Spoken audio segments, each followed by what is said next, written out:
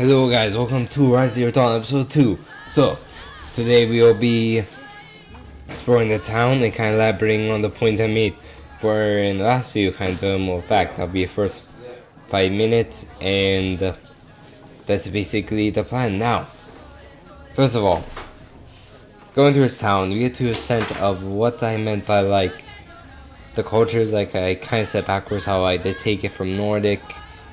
Take the Aloy specific tribe from Nordic tribes and from Native American tribes.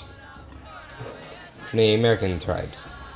Basically, you can see a lot in there, like through the singing, through the way they wear, through their clothing, very much cloth oriented. And also, one thing is I noticed it's a lot more functional. Like they have a lot more utilitarian type costumes. How since like makes sense that they would make something like that. And has a Aloy's costume, very utilitarian, basically. Also, like, man, I said that because like if you look at their clothes, they have a bit of machines type metal in them. From the machine makes sense. Like if you kill it, you harvest it. What are you doing here? And that's kind of the idea. It kind of has an interesting new realistic twist to the series, which makes it a lot more interesting in my opinion. I mean, it really does. And I mean, it is absolutely amazing. And yeah, but also it's cool like how they really showcases how much I culture. He is seeing this in the sequence. You got singing, you got people saw before, people dancing. It was a bit far back, but people dancing, people singing, people telling stories to little kids, trying to see some lessons of the past. Kind of see how the ancient ones turned back on the gods and the god punished them. One theory for apocalypse, and that's I think kind of cool. How like I think when we get rid of their perspective, but I wish in the sequel see different culture perspectives on what happened to the apocalypse and why it, like what occurred and what did the people do to make it happen. It would kind of be awesome to see. So I definitely hope we get that in Rise Zero on 2. And honestly. And yeah, also our dude here. Also, our dude, our old friend a while back. Oh, what was his name again? Karst. That's in there. A lot of good characters here, such as like Arian, Karst. And in the DLC, got a lot better character. I think they improved. Kind of gave me hope for the future, because I hope they'll keep on improving. And yeah, like hopefully they keep on doing that. And also like yeah, like hopefully they keep on doing that. And if I said like this sequence is just overall beautiful, which I didn't want to do this. Did kind of much I don't know I can to try to reach that below 30 minutes. Hopefully I came below 20. Right now I'm sitting at 25. See what else I can cut, and I'll see what if I can remake talking points about a certain thing. I'll just slash it. But the part that's coming up that's actually amazing, because like it shows before basically back. So basically short term, Aloy now done with their training, she's about going to proving with like a trial. And with our people in it, if you become the first to complete it, get a wish I want. And then if you don't, you still can when you get you done being outcast, you done being trying and becomes a brave to the people. Although I see later on, it's not really that simple. The opinion still stays, because like I think I can say, hey, this person is free go, but people still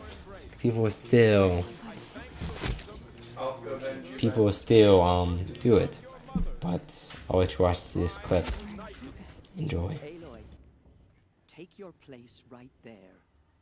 The prayer lantern is yours. I made it for you.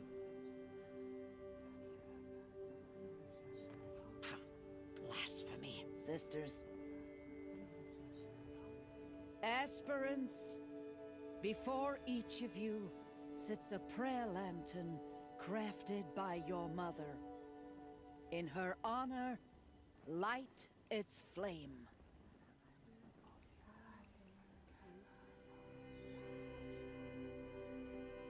So I said, like, that was such a beautiful scene. Also, Aloy, she may be the most sad person I have ever seen. Which actually is pretty funny, but oh, this card may be the beast boy I have ever seen. Also, actual boy, but alright, so now she is in the trial, long-awaited trial, and I like how he set this up. So like, whole cutscenes, play the game. Whole cutscene, heard this like, think you want to try and stop her? One time one guy just like shoot the thing right out of her hand, and really kind of mean move, but like how it said, and then got these things, and then also like, oh yeah, sure, it's all like how she keeps on trying to be stopped. She on me put down, but she pushes for it. Honestly, this whole debate about politics taking over video games. Here's the thing. They're all saying that gamers don't like women. Here's the thing. As long as it is well written, well executed, and very well done, I don't really care. Because that's the thing. Aloy is well written, very strong character. It has some flaws, but she's a well written character. And that's why I don't much care if you like a woman. Like, I'm pretty sure I won't care men, because like men can be, women and men can both be boring characters. It all depends on the writing. And they really did a good job here. It really sucked you in. Like, I'm trying to think, like, there's so many ways that this game could fail. Like I said, it's amazing that didn't. But yeah, like how much they didn't. One sec. Oh, I'm not like how much they didn't fail. Also, like, came FPS background. Now they do open world. Like, that shift, you got me. That is a pretty hard shift. Cause like, you got me there. Used to one thing, now they're shifting to another thing. But like now shifting to like another thing. And yeah, I think how difficult that can be. And how difficult that can be, how much of a task that can be, really.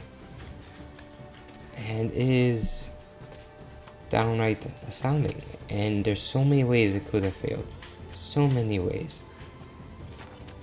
So many ways. But also, like, here's now her kind of resolve. She also resourcefulness. She is down. She is way down. Then she's like, no, I see a route. I'm gonna take it instead.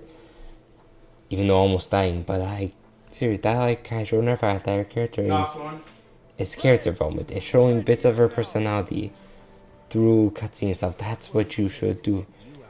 And honestly, it is interesting because like, it's writing. It is good writing, and also like, relatively, these guys wrote a lot of scripts, and there's a lot of it. Like, given open world, you gotta write all the stuff they say down. You gotta write every event down in a script. And I have seen people do scripts. I have a friend that is doing a script. It is such a tough task. There's so many things you gotta accommodate for. So like, yeah, like, it's also not back that thing like why it could fail. Basically, I'm at PS background. This game, they were good. Then they had two games that are kind of like meh. They are falling off a bit. And then they had the fourth game was just, I heard bad. I mean, I didn't blame myself, but I heard was pretty bad. Pretty disappointing for the franchise. I mean, and now they suddenly decide to switch over to open world from FPS. And like I said before, there were two very different games. FPSs, there are a lot more in here, a lot of stuff you can account for. I said if you like account for. Not saying it hasn't worked, but saying it's a different type of work. And also, like, but worlds, you have to allow a character to do stuff. You gotta allow for more try. You gotta allow for like more stuff happening. And that's the thing, like, that's like such a big tonal shift. That's why I'm surprised it didn't go No Man's Sky, it didn't go Fallout 76, because like, there's so many could fail it. Now, probably could didn't fail upon people that spirit of world. Like, this was the same person that did the thing writing for Fallout, create a quest for Rise Zero Dawn to probably sometimes veterans and people that have beard and stuff like good, because like the thing is, if you don't know what to do with certain thing, you always need to get help. Don't think that you know best. Don't think you can do everything by yourself, or you learn it. But the biggest thing that is, they needed to also. Actually, this is back to a good point. So I was talking about this. Funny thing is, this was considered. They considered this their. I think they called it like most risky idea that they had, because like it was saying there before. I said even the people were just like, well dang, this could fail, this could blow up in our face. But no, they decided go ahead and do it. And I was like, started trying to integrate these development facts in here, but probably because also one sec.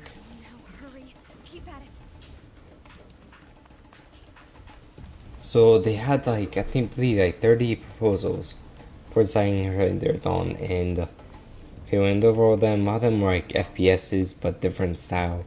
And then they chose the most risky one, as the game director has said. Is that right? Let's go with that. Which is such a cool thing. Also, it's such a cool thing, like. And it was definitely a passion project for them, because they really did enjoy creating. Like, to see these interviews, to see how excited people were about trying something new and unique. And really, that is something that Sony does very well, allowing their developers to do something unique and different, and bringing more vibrancy to the console, which is very cool. Like, to bring vibrancy to the console, create more exclusives. And in all honesty, that is pretty good, and it's working for Sony right now. You see numbers. Also, I think another fact is like they use 70 people. They use 70 people. No, not 70. They use like, I think team 150, like close to 200 people during the result. Also, they had like 70 different nationalities during the helping them out from 70 countries. 30 different countries, but actually pretty sweet. And they have personality from a lot of the impacts.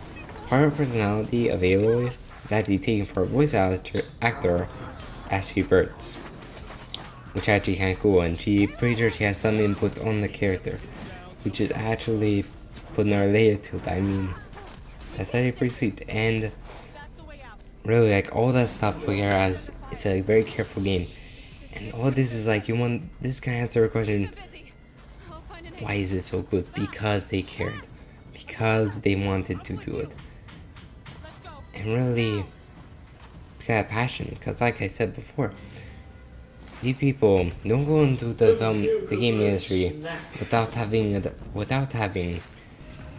passion for gaming, or passion for gaming, because like, you just can't do it. It's a difficult industry. It's difficult to already difficult into, but it takes a lot of work. They expect a lot of work out of you. And you know that if we only games, that wear you down.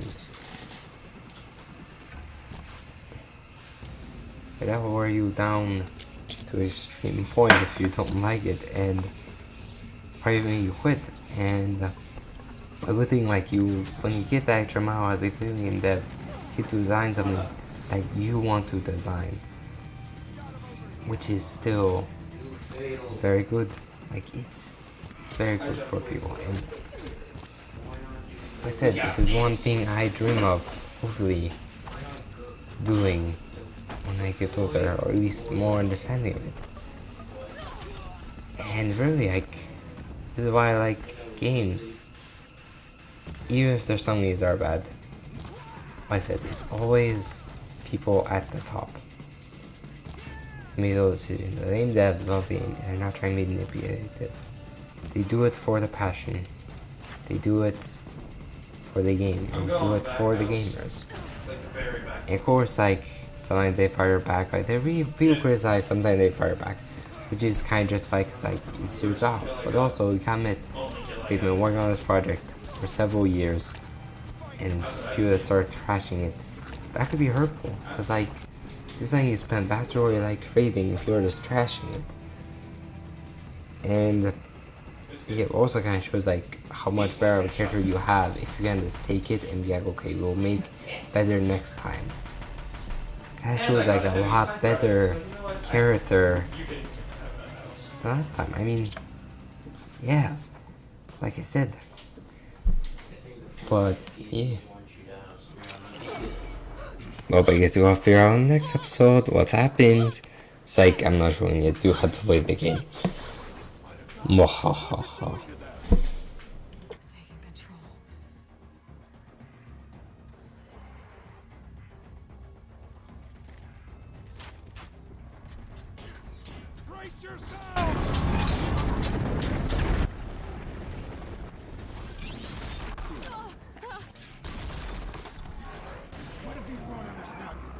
Curse! Kill them, Braves! Kill them all!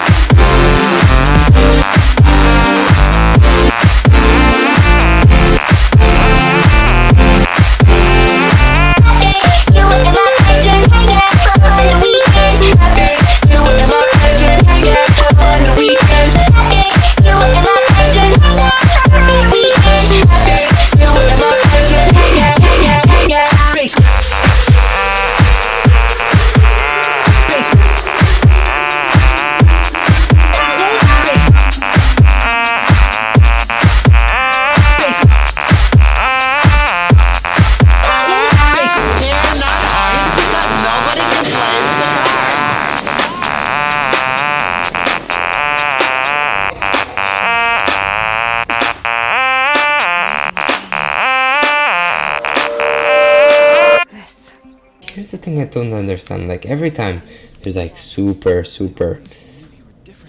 event that like it's very dangerous, is a meat. It's not like it's like, you can wait a couple of days to do it, but no, it's meat. And here's shows how many quests I took. Took a lot of quests, even though it's like, I think it's supposed to be meat, but I guess No wonder that war sucks. not really. But why I'm creating a little bit quick bit. Also, quick bits will not be. Here's the thing. I may do animations, but right now I really do live action because it's a lot faster and I like it more. And with doing the schedule, you're kind of forced to do that. Like, yeah, like that's why I don't do animations yet. I haven't done much animations. That's just like how it went. And yeah, but I hope you like that action bits. Comment below if you do. I hope you say yes, but comment below if you like the live action bit, if you think the quick bits are an interesting idea. Alright, I really like the feedback, guys. If you make it to this far. Though I believe some people don't see quick bits. Vast majority don't see quick bits. Because I may it's poor positioning, may I bore you all this way. But here's a quick bit. Good job much today.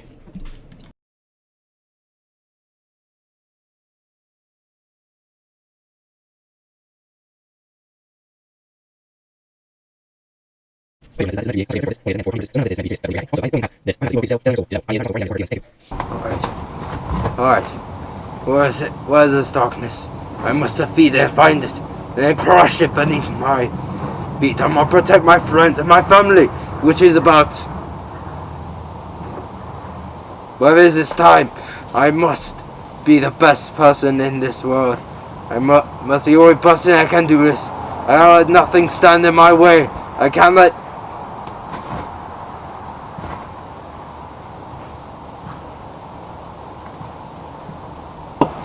You see, got a bit of issue.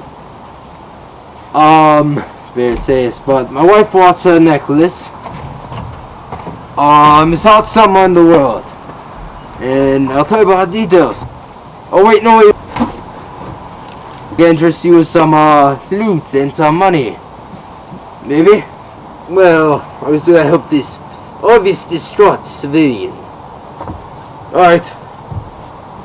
I'll help you, sir. Hello guys, this has been Rise Zero Dawn episode 2. Now I'll see you guys next time in the Division. We dive into it once more. Alright, so I'll see you later, and may your days be full of peace and play all the video games. See you guys in the next video.